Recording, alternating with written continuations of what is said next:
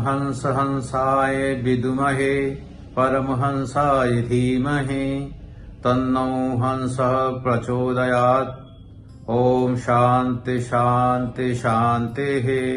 नमस्कार दर्शकों, मैं हूं एसके गौतम और आप देख रहे हैं दिव्य ज्योति। दिव्य ज्योति के इस पावन मंच से आज हम उस सत्य की खोज करेंगे जिसे समय की धूल ने ढक दिया, परंतु वेदों ने आज भी संभाल कर रखा है। आज का प्रश्न है, वेद क्या है और क्या वास्तव में वैदिक समाज में स्त्रियां मौन थीं या वो भी ऋषि थीं, दृष्टा थीं और मंत्रों की सृष्टा थीं? आइए इस दिव्य यात्रा का शुभारंभ करते हैं। वेद शब्द संस्कृत धातु विद से बना है, जिसका अर्थ है जानना, देखना। वेद केवल ग्रंथ नहीं है, ये श्रुति हैं, अर्थात ईश्वर द्वारा अनुभूत और ऋषियों द्वारा सुने गए सत्य। ये वेद 4 प्रकार के होते हैं। नंबर 1 ऋग्वेद, जिसमें देवताओं की स्तुति में मंत्र हैं। सामवेद, संगीत और गायन का वेद। यजुर्वेद, यज्ञ और अनुष्ठानों की विधियों का संकलन। अथर्ववेद, दैनिक जीवन, औषधि, विज्ञान और दर्शन का मेल। वेद मानव जीवन के धर्म, अर्थ, काम और मोक्ष चारों पुरुषार्थों का आधार है। वेदों का महत्व। वेद भारत की आत्मा है, दर्शन का मूल स्रोत है। विज्ञान, गणित, खगोल, आयुर्वेद के बीज हैं और सबसे महत्वपूर्ण स्त्री पुरुष समानता के साक्ष्य हैं। वेदों में नारी केवल गृहस्थ नहीं थी, वे मंत्र दृष्टा, ब्रह्मवादिनी और गुरु भी हैं। महिला ऋषियों को ऋषिकाएं कहते हैं। इन ऋषिकाओं को 2 भागों में बांट सकते हैं।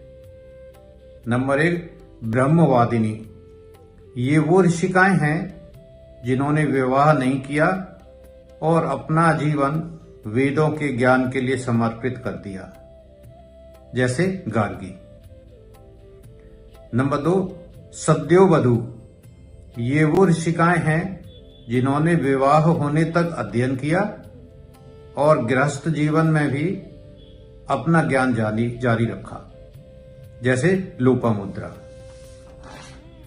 यह एक विस्मृत सत्य है कि ऋग्वेद के 1028 सूक्तों में लगभग 27 सूक्त ऋषिकाओं द्वारा रचित हैं। वैदिक समाज में स्त्रियों की भूमिका। यहां स्त्रियां यज्ञ करती थीं, उपनयन संस्कार होता था, गुरुकुल में शिक्षा ग्रहण करती थीं, समाज की सभा में भाग लेती थीं। इसलिए स्त्रियों को कहा गया है, यत्र नार्यस्तु पूज्यन्ते रमन्ते तत्र देवताः। फिर पतन कैसे हुआ? यह सत्य है कि उत्तर वैदिक काल में सामाजिक विकृतियां आईं, जिससे स्त्रियों की भूमिका सीमित कर दी गई। दिव्य ज्योति से आज का संदेश।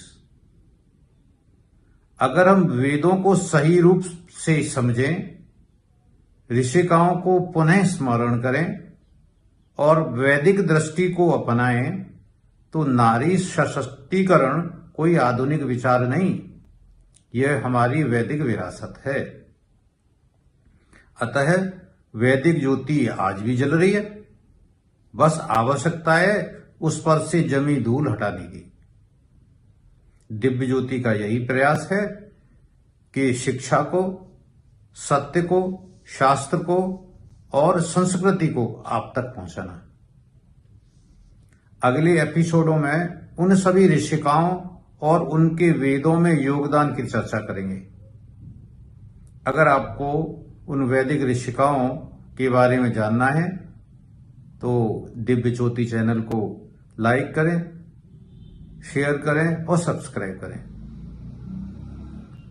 ओम शांति शांति शांति है।